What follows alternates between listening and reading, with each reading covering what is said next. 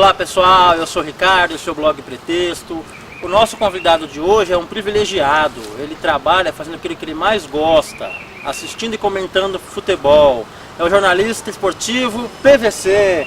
PVC, obrigado, viu, por ter aceitado o convite do Pretexto.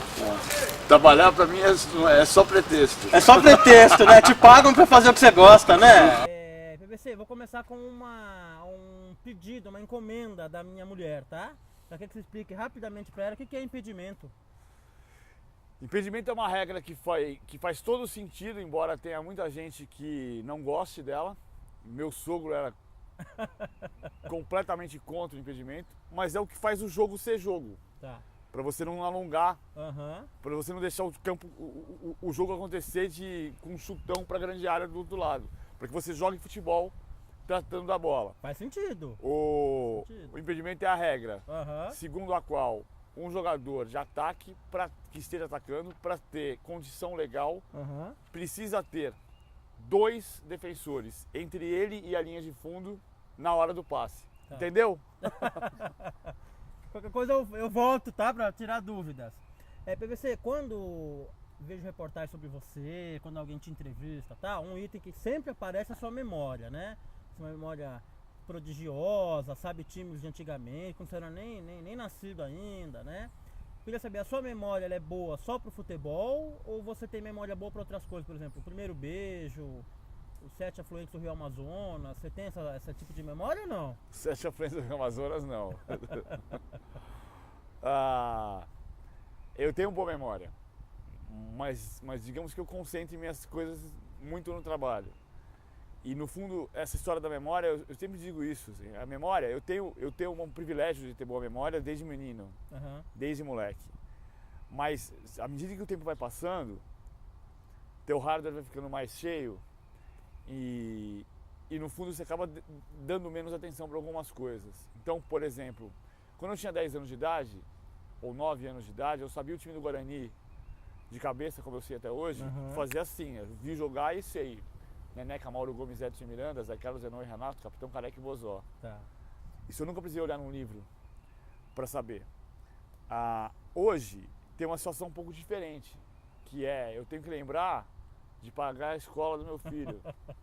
Então você pode não se lembrar exatamente do que aconteceu no futebol da semana passada. Tá. Eu tento cultivar isso, manter isso, que é o que mantém vivo o moleque que se apaixonou por futebol e que me fez virar jornalista. Muito bom, muito bom.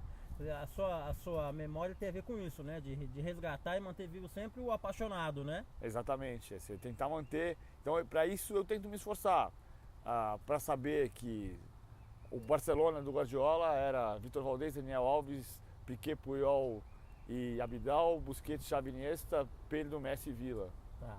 Para mim é importante ter essa capacidade de manter vivo o moleque que existiu em mim, que me fez virar jornalista, que existe em mim, e ao mesmo tempo saber coisas de memória não serve para rotar conhecimento como eu fiz aqui agora, serve para relacionar dados com mais rapidez. Tá. Então, eu estou no ar e tem uma conversa que a gente está tendo, a chance de eu cometer um erro é menor. Sim. E muita gente mistura, né? Pelo menos o leigo, ele fala, aquele time que jogava tal e tal fulano, e às vezes nem jogaram juntos, né? Mas ele mistura, né? O Corinthians de Rincon, Marcelinho, Gamarra e Luizão. Não, nunca jogou, isso eu sei. Gamarra e Luizão não jogaram. O Luizão foi campeão brasileiro de 99 e o Gamarra saiu depois do Paulista de 99. O Corinthians vendeu o Gamarra para trazer o João Carlos. Isso. Então não dá para esquecer, né? E o Atazaga tinha a Nenê e Márcio Costa, o Nenê e João Carlos na conquista do título brasileiro de 99 com Oswaldo de Oliveira. E depois perdeu a Copa do Brasil pro Grêmio com o João Carlos. Aí já em 2001. Mas tudo bem. Você tem memória boa, mas que fato do futebol você preferiu esquecer?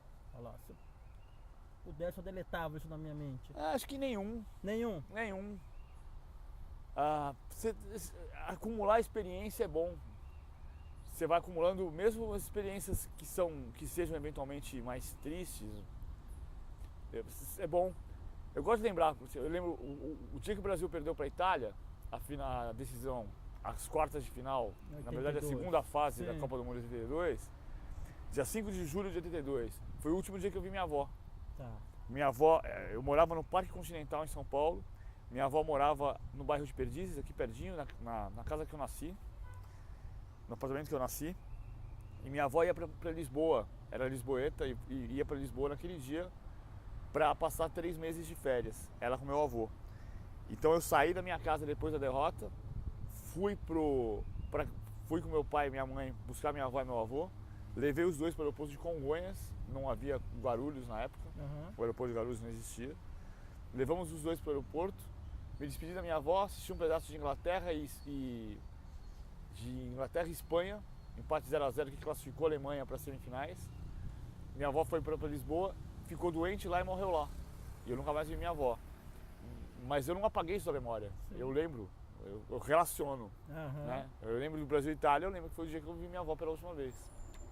E a gente tem, né, às vezes memórias afetivas relacionadas a futebol, mais pelo que aconteceu fora de campo do que o que aconteceu em campo. Nick Hornby, né? Nick Hornby que escreveu o livro Febre de Bola, contando a história da vida dele por meio dos jogos do Arsenal. Isso é sensacional, né? Ó, frase feita, futebol tem bastante. Eu selecionei algumas aqui, queria que você comentasse se você concorda, se você discorda. Faça um comentário rápido sobre algumas frases feitas, tá? Primeiro os técnicos brasileiros estão desatualizados. Eu acho que a gente só pode dizer isso, só vai poder dizer isso quando você tiver igualdade de condição de trabalho, de tempo de trabalho. Tá. Porque, vamos lá, então os times brasileiros jogam mal, jogam futebol de qualidade inferior ao que se pratica hoje na Europa, porque os técnicos estão desatualizados. Tá. Ou é porque os principais jogadores foram vendidos para o exterior. Entendi. Ou é porque os técnicos brasileiros não completam 1 ano de trabalho. Aí você compara você compara o Mano Menezes com o Diego Simeone. Tá. O Mano Menezes tem 4 meses de trabalho no Corinthians. Sim. O Oswaldo Oliveira tem 5 meses de trabalho no Santos. No Santos. O Simeone tem 2 anos e meio. Tá. Você descobriu que o Atlético de Madrid virou um timaço nessa temporada. Agora, Tem 1 ano e meio antes para fazer ele chegar nesse ponto. Sim. Então, é possível que a gente chegue... O que eu acho que tem uma questão importante, sim. O futebol brasileiro não produz conteúdo, não tem trabalho acadêmico. Isso. Eu estive em Lisboa há 1 mês e entrevistei o Aurélio Pereira, que é o chefe do recrutamento do Sporting. É o homem famoso por ter descoberto o Cristiano Ronaldo. Tá. E ele diz assim, hoje em Portugal, qualquer time de distrito, de bairro, tem um técnico com formação acadêmica. Tá. Esse conteúdo do futebol brasileiro precisa ser criado de maneira precisa ser sistematizado. Aí você vai formar novos técnicos entendendo o que é a escola brasileira de futebol. Tá. Ainda que você possa dizer que a escola brasileira de futebol é muito difícil de existir, porque tem o Rio Grande do Sul e Bahia estão no mesmo país. Isso. Então, você na Bahia tem um jeito de jogar diferente do Rio Grande do Sul, por exemplo. Mas é preciso sistematizar isso. Isso é uma deficiência mesmo. E isso compromete um pouco o trabalho dos técnicos. Mas acho que não compromete tanto quanto a falta de tempo para trabalhar. Entendi. 2-2 é um resultado muito perigoso. 2-0. Desculpa, 2-0, É mentira. É mentira, né? Perigoso é estar perdendo de 2-0. Você pode tomar uma goleada de 4. Também eu concordo plenamente. Perigoso é perder, né? Pênalti é loteria? Pênalti é treinamento. E é preparo emocional. Claro, você pode estar muito bem preparado emocionalmente e cansado. E o cansaço numa decisão por pênaltis pode significar um desgaste emocional. Tá. Você, quando não está tão preparado e você sabe que não está tão bem preparado, você vai para a bola com menos confiança. Tem um peso, né? Isso funciona até para comentarista. Se eu vou comentar um jogo que eu não vi direito ontem, eu não vou comentar com a mesma segurança que eu tenho do jogo que eu vi direitinho. O futebol de antigamente era muito melhor que o atual. Isso é mentira. Se todos os esportes do mundo, e isso se mede numericamente, se o Jesse Owens fazia em 1936, digamos, 10.2, e o recorde mundial hoje é 9.71, como é que o futebol é o único esporte que não evoluiu? Tá. Se em 1970 um jogador de futebol na Copa do Mundo percorria 6 km e hoje percorre 12, como é que o futebol de antes era melhor? Entendi. É melhor hoje. Tá. É melhor. A capacitação dos atletas é melhor hoje. O futebol tem um componente emocional, afetivo muito grande. Aham. É como você dizer assim, o cinema nos anos 50 era muito melhor do que hoje. Aham. Não era. Tecnologicamente ele não era. Não era. Você pode dizer que o filme que você viu em 1950 te marcou muito mais. Aham. E você nunca viu um filme igual aquele, porque ele bateu no teu coração de um jeito especial. Aí eu posso dizer que o time dos anos 70, quando eu era criança, me marcou de São uma imbatíveis. Exatamente, porque marca Aham. a tua memória afetiva. Isso, entendi. Agora, tem um discernimento que é preciso levar em conta. Eu não posso deixar o menino de 9 anos contar pra mim toda a história da humanidade, porque o menino de 9 anos vai me contar com o romantismo Claro. que o cara de 40 tem mais senso crítico. Aham, aham. Menos objetivo, né? O menino de 9 anos. Ó, temos que jogar no erro do adversário. Tem time e time. Tem jeitos diferentes de jogar futebol. Dependendo da condição de elenco que você tem, da formação do time que você tem, do momento do seu time, você vai jogar esperando Aham. e aproveitando o erro do adversário. Dependendo do time que você formou, da característica dos jogadores que você tem, você vai agredir o adversário Aham. e tentar impedir que ele jogue no seu erro. Não tem mais bobo no futebol. Essa frase virou meio chavão, né? Como você falou, que estamos falando sobre chavões. Aham. Mas se você pensar, em 93 foi minha primeira viagem internacional, eu fui à África, fui a Camarões e fui a 4 países da África. Em Camarões, os moleques jogavam bola na rua e falavam Moser, era o Moser. O Moser que era o zagueiro na época do Olympique de Marselha. Aham. Já tinha voltado, na verdade, pro Benfica, mas é famoso pela passagem no Olympique de Marselha, os caras eram apaixonados pelo Moser. Tá. Então, o cara que passa a vida batendo bola na rua e olhando pela televisão, ele, nem que não queira, ele vai olhar como o cara bate na bola e vai aprender. Aham. Isso é muito mais difundido, é muito mais fácil o cara ter cultura de futebol hoje no mundo inteiro, pela televisão, pela comunicação, pelo computador, por tudo, e porque pessoas viajam e levam conhecimento. Então, hoje se joga futebol de alto nível em 40 países, pelo menos. 50 anos atrás, não. Não é. Era concentrado, né? Você tinha lá 6, 7, 8 países que jogavam, sabiam fazer. Aham. E hoje não, hoje você espalhou isso muito mais. Então, se você não tomar cuidado num jogo contra a Armênia, você vai empatar o jogo e não vai ser cabeça de chave da Copa do Mundo por causa disso. Exatamente. Como aconteceu com a Itália. Ó, outra pergunta agora. Saindo das frases feitas. Onde tem mais chute? No futebol ou no jornalismo esportivo? Tem mais chute no futebol. Chute. Aham. Mas a gente pode melhorar. Tá. A gente pode melhorar. A qualidade da nossa informação, a qualidade da nossa opinião, se a opinião estiver mais embasada em informação certa. Eu gosto muito do slogan do Observatório da Imprensa, o programa do Alberto Diniz, Sim. que diz: você nunca mais vai ler jornal do mesmo jeito.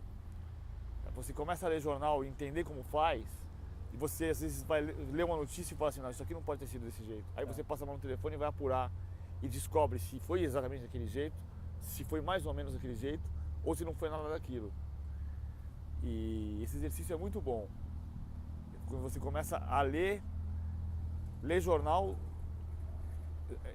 entendendo o que pode ser verdade, o que pode ter um erro. Tá. Em outras palavras, é assim: se você sabe como faz a salsicha, você não come. É, frase famosa. Em relação à seleção brasileira atual, você acha que ela é superior ou ela é inferior à de 2010? Que dia é hoje? Hoje, nós estamos gravando na quinta-feira, 15 de maio, né? Essa resposta pode me desmentir daqui a 2 meses. A gente Ou vai menos, exibir ou menos. semana que vem. Pode Então, ser. hoje, Eu acho essa seleção, ela é ela tem mais potencial do que a de 2010. Eu acho ela melhor que a de 2010 e pior que 2006. Tá. E claro que nós estamos falando potencialmente. Potencial, sim. Porque, assim, 2006, a seleção de 2006 foi um lixo.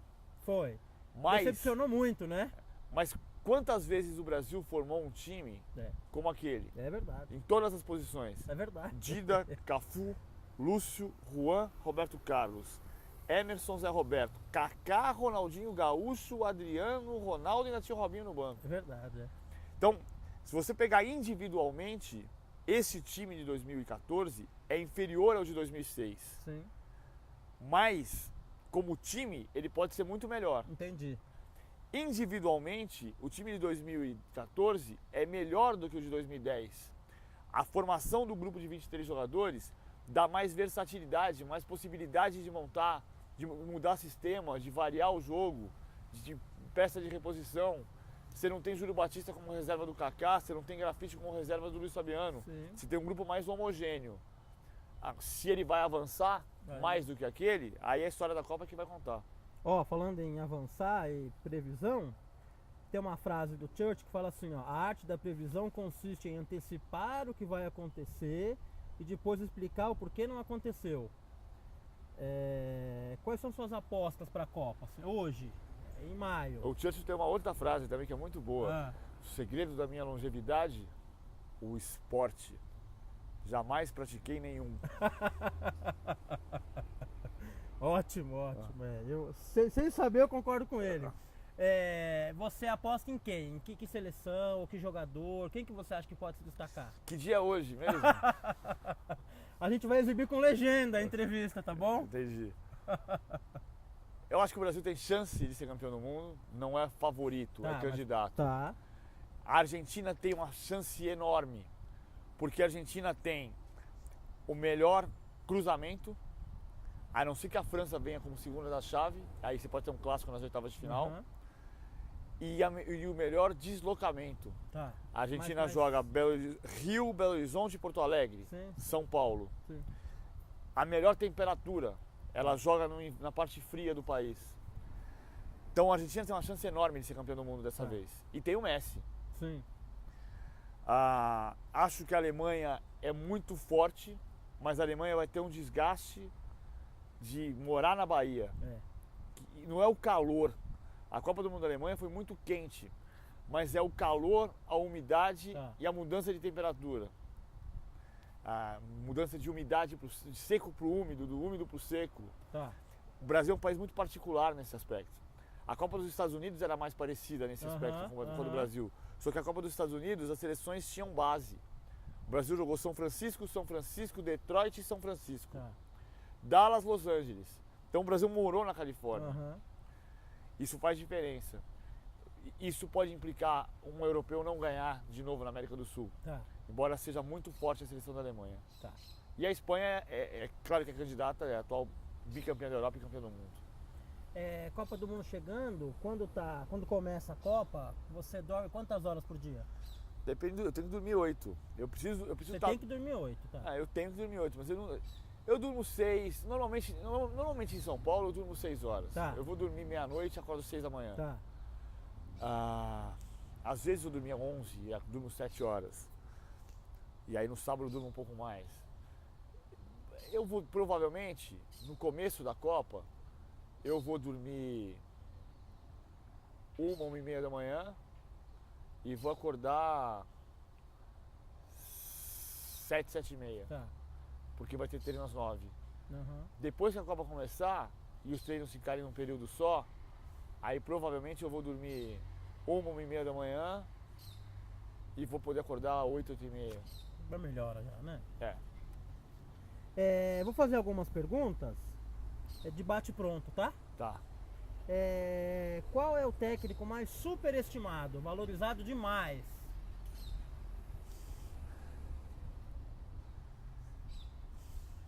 Difícil isso. Superestimado hoje é o Vanderlei, mas ele não foi superestimado, ele era muito bom. A reputação que ele conseguiu não foi injusta, né? A reputação que ele conseguiu não foi injusta. Injusta é você não mudar a página, não virar a página. Entendi. É você pagar pelo que ele foi, não pelo que ele é. Entendi. O contrário agora, aquele técnico que é muito bom, mas nunca foi muito valorizado, subestimado. Sempre subestimado na história, Rubens Minelli. Rubens Minelli, tá. Um jogador agora, mesma pergunta. Um jogador que você acha que exageram e um jogador Enio Andrade. Enio Andrade, tá. Enio Se Andrade. você coloca junto com o Minelli. É. O seu Enio não era menosprezado no Rio Grande do Sul. Todo técnico gaúcho fala do seu Enio. É, Mas fora do Rio Grande do Sul, nunca teve muita gente não sabe quem foi. Tá. E jogador? Jogador você considera se valorizado demais e um que muito bom, mas não foi tão valorizado? Valorizado demais é o Pato, hoje. Mas o Demais, Pato, né? O Pato, tá acontecendo uma coisa no futebol brasileiro que o jogador se acomoda muito cedo. É. Os jogadores estão ficando ricos muito cedo. E o Filipão diz uma frase que eu adoro, que é jogador bom é jogador com fome. É. O Pato parece que É. se saciou rápido demais, né? É. E o contrário, o que é muito bom e não foi muito valorizado?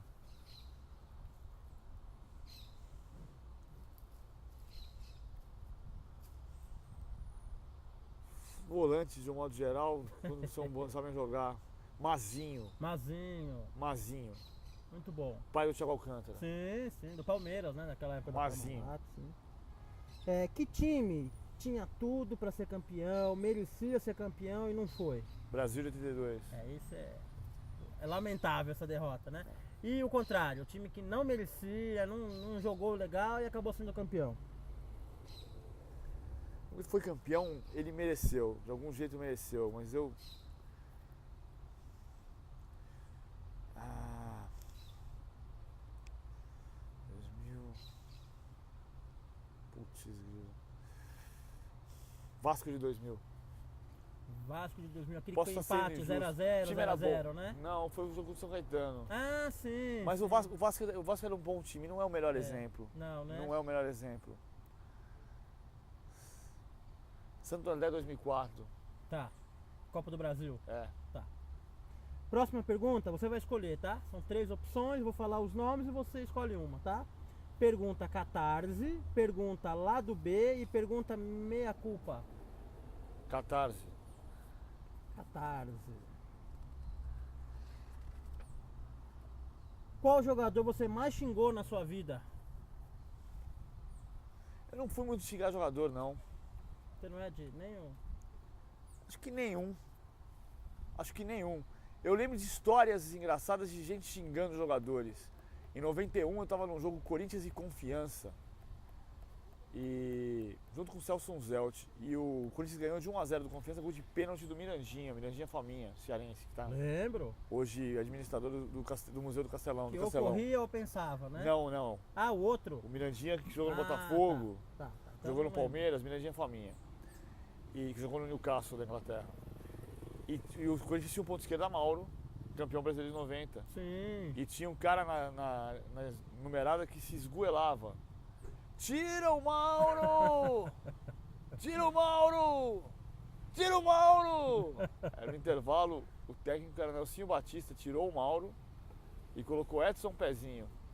Primeira bola do jogo, Edson Pezinho dominou, pôs o pé em cima da bola, escorregou, a bola saiu para a lateral. Volta o Mauro! Mas eu nunca fui muito xingar jogador. Nunca foi, Que torcedor contido você é, né? Você teve um debate, uma discussão com o Felipe Melo, né? Ao vivo, né? E aí logo depois ele te ligou e pediu desculpa. Foi mais ou menos isso. Né? O assessor de imprensa dele ligou logo de cara, a gente fez uma conversa por telefone no dia seguinte, ficou tudo bem rápido. Ficou tudo bem rápido. Eu tava vendo pela internet, assim, né? Depois a gente entrou no ar um dia num sorteio de Champions League e eu brinquei com ele por telefone e ele deu uma risada meio amarela. Mas ficou tudo bem, rápido. Eu acho que tem uma coisa importante dessa história, é que o jornalista não tem o direito de levar esse tipo de confusão para avaliação do trabalho dele. Tá. Mesmo que não tivesse ficado tudo bem, que eu tivesse ficado com a bronca dele, uma bronca de mim, a avaliação do futebol dele tem que ser sempre a mais absolutamente imparcial e neutra. Não Jogou pode ser bem, comprometida, jogou né? bem. Jogou otimamente, jogou otimamente. Jogou mal, jogou mal. Tá. É esse Não ponto. muda. Agora, eu acho que esse episódio, pra mim, ele é emblemático porque ele mostra um pouco, na minha opinião, esse tempo de espetacularização da notícia. Isso. Por que eu estou dizendo isso? Porque ele se incomodou com a minha pergunta e a minha pergunta, na minha visão, era pertinente. Eu Sim. perguntei para ele, Felipe, é consenso que você não fez uma boa temporada na Juventus. Qual é o argumento que você usaria para dizer para o torcedor brasileiro que você vai fazer uma Copa do Mundo diferente do que foi a sua temporada? Uhum. E ele discordou da premissa, que não Isso. tinha sido uma temporada ruim. Mas era consensual, os jornais Tá. estavam tratando disso. E eu recebi uma crítica de algumas pessoas por ter feito a pergunta no momento da convocação. Ele até cita isso depois, né? Ele falou, poxa, era o momento que eu tava comemorando, né? Ele fala isso depois. Aí eu vou levantar a bola para ele por isso. Então, ainda hoje, as críticas que eu recebi desse episódio foram pela pergunta que eu fiz naquele momento. Tá. E os elogios que eu recebi sobre aquilo foram sobre eu ter respondido quando ele me pergunta, você é jornalista? E eu retorquei e disse, e você é jogador? Isso. Então, no fundo o que eu acho é que nesse período de espetacularização da notícia, eu fui elogiado pelo meu erro e criticado pelo meu acerto. Tá. Inverteu, né? Porque a pergunta era pertinente. Sim. Eu estava dando para ele, inclusive, a licença, a chance dele demonstrar para o torcedor brasileiro, olha, minha temporada foi assim, eu não concordo tanto que ela tenha sido tão ruim, Tá. mas o torcedor pode ter certeza que eu vou fazer a Copa do Mundo Sim. monstruosa, porque é a chance da minha vida. Defesa que ele tinha, dele mesmo, né? Exatamente. Então, eu acho que nesse tempo de espetacularização da notícia, esse caso é emblemático. Eu fui acusado, criticado pelo meu acerto e elogiado pelo meu erro. Tá. É um caso para ser estudado, meu. Interessante, não tinha pensado. A pergunta que eu ia fazer desse episódio é assim: depois ele te pediu desculpa. Talvez. Não foi um pedido de desculpa, não precisa pedir desculpa. Aham. Tem o erro dos dois lados. Sim, Eu acho sim, assim, sim. pra mim, as pessoas inteligentes se acertam. Aham, isso. Ele entendeu que ele passou do ponto e eu também. Isso. E eu também. Não precisa dizer assim, pô, desculpa, Felipe. É. Dá um beijo, dá o dedinho. Se acertaram aí, né? Não precisa dar o dedinho. Não dá, né? Até porque ele pode quebrar, que ele é meio, né? Meio truculento. Hoje, um dia que nós estamos gravando, à noite você vai ter um encontro com a presidente Que Dilma. dia é hoje mesmo? Você e alguns jornalistas, né? Hoje é dia 15 de maio, 15 de maio. aniversário da minha filha. Então vai ser inesquecível, né? Você vai ter um encontro com a presidente Dilma, você e alguns jornalistas, né? Eu não sei qual vai ser o teor, assim, como vai ser o andamento da reunião. O teor eu imagino, mas Nem o eu. andamento. Se você tivesse, ou se tiver chance de perguntar alguma coisa para ela sobre a Copa, que pergunta você faria para Dilma? A pergunta do ponto de vista jornalístico é se ela fosse o Lula, se ela tinha trazido a Copa do Mundo pro Brasil. Tá, E se ela for honesta, ela vai dizer não. tá. Agora, porque ela não traria. Ela é muito mais Fernando Henrique nesse aspecto do que Lula. Ela herdou, né? É. A Copa. Agora, o que eu gostaria de ter a chance de dizer para ela é que ela precisa, e o futebol brasileiro precisa, de alguém que trabalhe para fazer o futebol brasileiro ser visto como indústria. Tá. Assim como dizem que nos últimos 10 anos a indústria automobilística recebeu 24 bilhões de reais de incentivos fiscais, eu não sou a favor de incentivo fiscal, mas é preciso entender que você anda na Espanha hoje, em Madrid ou em Barcelona, e você vê a quantidade de gente que vai para a Espanha por causa de futebol. Sim. Aí você imagina a quantidade de dinheiro que o futebol na Espanha produz. Produz em impostos, Aham. produz em emprego, produz em oportunidade. E o Brasil, dito país do futebol, nunca viu o futebol dessa maneira. Sim. Futebol é indústria. A indústria do entretenimento hoje é uma das maiores indústrias do mundo. Do mundo. E o futebol, hoje, é o ponto mais alto da indústria do entretenimento. Tá.